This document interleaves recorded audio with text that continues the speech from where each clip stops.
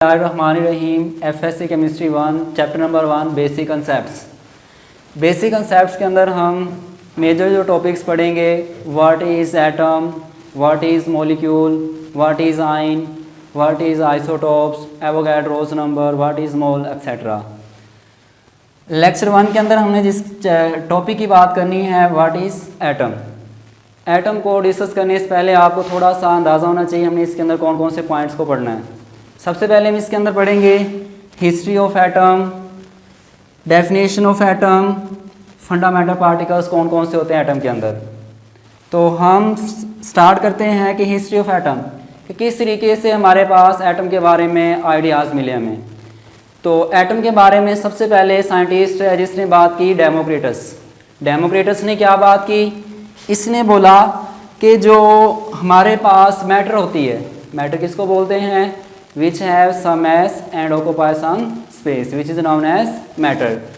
कोई भी जो मैटर है वो उसको अगर हम तोड़ते जाएं हमारे पास एक सबसे छोटा पार्टिकल ऑब्टेन होगा, वो वाला छोटा पार्टिकल जिसको मज़ीद हम दो हिस्सों में ना तोड़ सकें, उस वाले पार्टिकल को इसने नाम दिया एटॉमस का।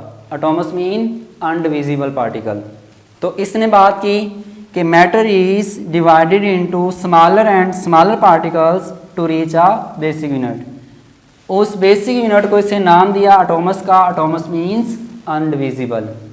इसके बाद एक और साइंटिस्ट आता है 1808 के अंदर, जोहन डाल्टन ने भी हमें थोड़ा सा आइडिया दिया किसके बारे में, एटम के बारे में।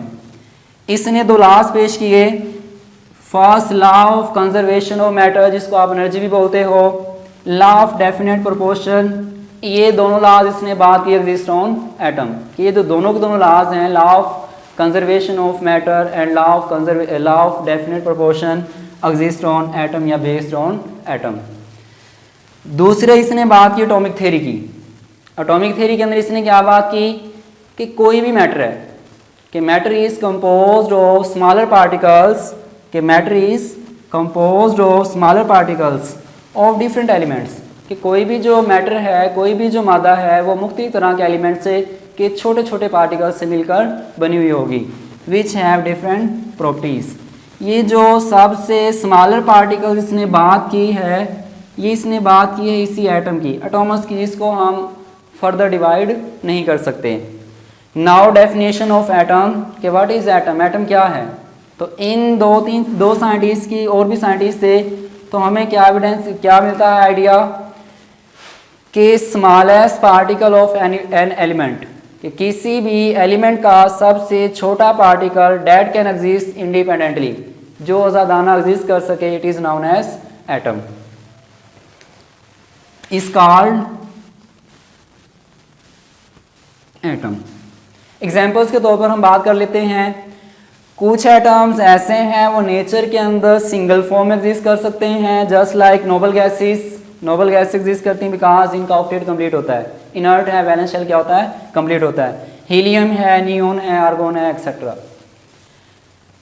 अब कुछ एलिमेंट्स के एटम्स ऐसे हैं जिनका ऑक्टेट कंप्लीट नहीं होता। ऑक्टेट कंप्लीट करने के लिए वो डायटोमिक, ट्राइटोमिक फॉर्म में एग्जिस्ट कर सकते हैं, यानी which do not exist independent, इनका सिंगल एटम एग्जिस्ट नहीं करता नेचर के अंदर। जैसे हाइड्रोजन है, नाइट्रोजन है, ऑक्सीजन है, ओजोन है, हैलोजन्स हैं, और भी हो सकते हैं। इसके बाद हम बात करेंगे एटम के अंदर क्या क्या चीज़ें मौजूद हैं। एटम के अंदर मौजूद चीज़ों को क्या बोलते हैं हम, फंडामेंटल पार्टिकल्स। फंडामेंटल पार्टिकल्स के अंदर हम तीन को डिस्कस करते हैं मेजर, इलेक्ट्रॉन है, प्रोटॉन है और न्यूट्रॉन है। ये जो प्रोटॉन और न्यूट्रॉन है, ये हमारे पास एटम, समझने के लिए एटम किस तरह ड्रा कर लेते हैं हम। एटम के बिल्कुल सेंटर में होता है न्यूक्लियस।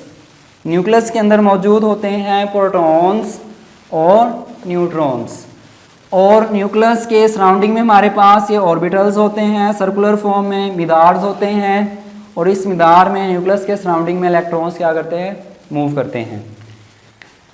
अब हम बात करते हैं, दो तीन टर्म्स और हैं एटम के रिलेटेड। हाँ, अभी मैंने बात की कि न्यूक्लियस के अंदर क्या क्या मौजूद होता है, प्रोटॉन और न्यूट्रॉन। न्यूट्रॉन प्लस प्रोटॉन, इसको हम नाम देते हैं एटॉमिक मास का।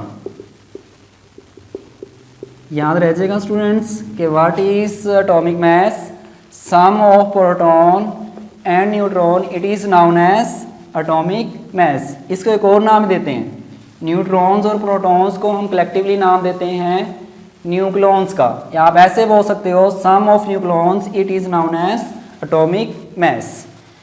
और proton, what is proton, proton किस चीज़ के बारे में शो करता है, प्रोटॉन हमें इंफॉर्मेशन देता है अबाउट एटॉमिक नंबर,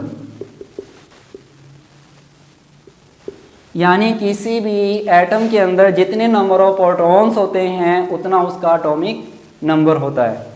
और एक और चीज़ याद रखनी है, जितने किसी भी एटम के अंदर नंबर ऑफ प्रोटॉन्स होंगे उतने ही नंबर ऑफ इलेक्ट्रॉन्स होते हैं, यानी नंबर ऑफ प्रोटॉन्स की तादाद किसी भी न्यूट्रल एटम में नंबर ऑफ इलेक्ट्रॉन्स के इक्वल होती है।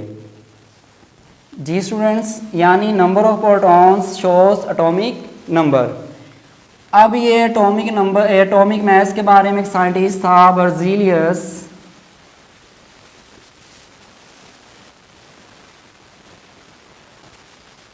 बर्जीलियस ने पीरियोडिक टेबल के अंदर मौजूद एलिमेंट्स के एटॉमिक